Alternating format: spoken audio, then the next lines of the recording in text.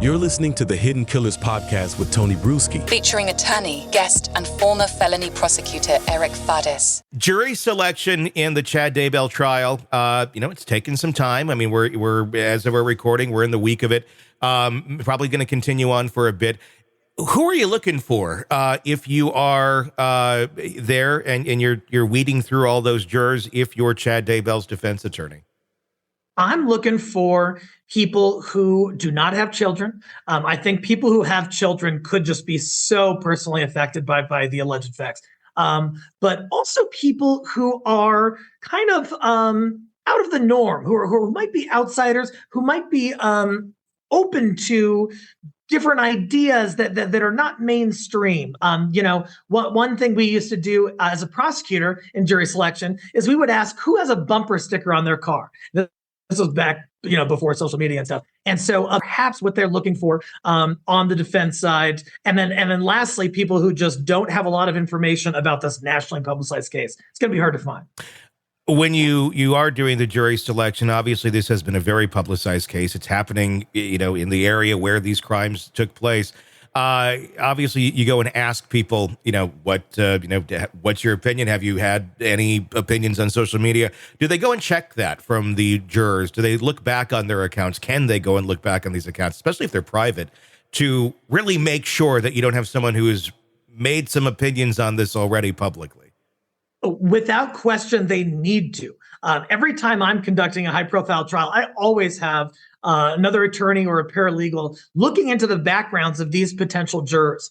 Because, there are things that people might feel or believe, especially in such a sensitive case like this, they might not be willing to say publicly. And so you've got to investigate what they've said less publicly on social media and stuff like that, because you can really learn a ton that you can't always learn just talking face-to-face amongst a bunch of strangers. The defense saying they're going to have several expert witnesses take the stand. What type of expert witnesses do you anticipate them bringing up there? And how do you prepare those expert witnesses, obviously, for cross-examination? It's one thing when you're up there bouncing your stuff back and forth with your expert witness that you brought in. It's another when the cross comes in and they want to, kind of second guess a lot of what's been said.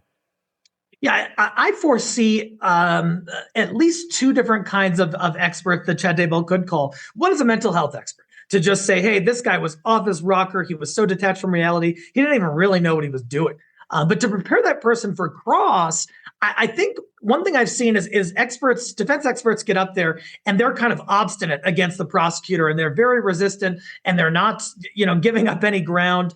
And so when the prosecutor is asking, hey, isn't it, egregious that there are two children's bodies in the back of Chad Daybell's yard? Mm-hmm. I think that you have to say yes. You have to acknowledge the gravity and the heinousness of what happened without compromising sort of the subject matter of your expert testimony and how it helps the defense.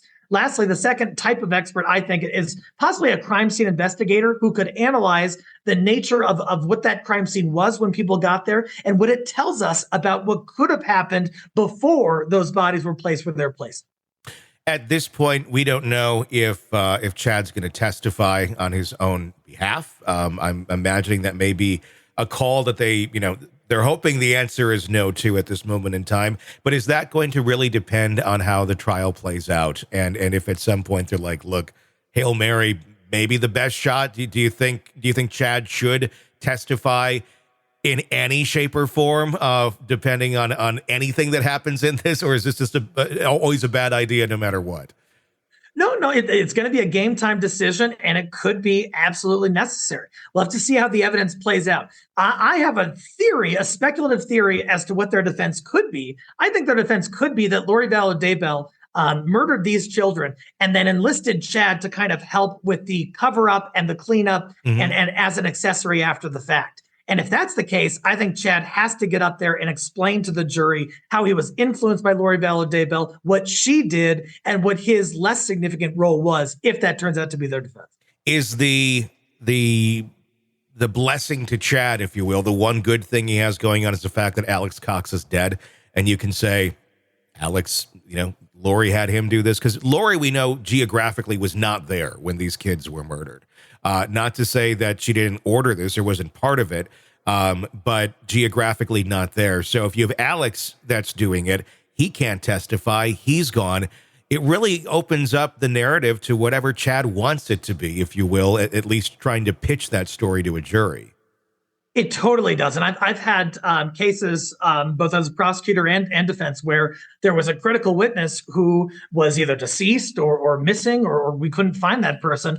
And the attorneys sort of like piled on and kind of said whatever they wanted to about that person and their actions. And they're not there to defend themselves or to correct the record or anything like that. So it does give Chad Daybell perhaps an avenue to, build his narrative in the way that he wants the jury to hear it, because Alex isn't going to be there to correct it.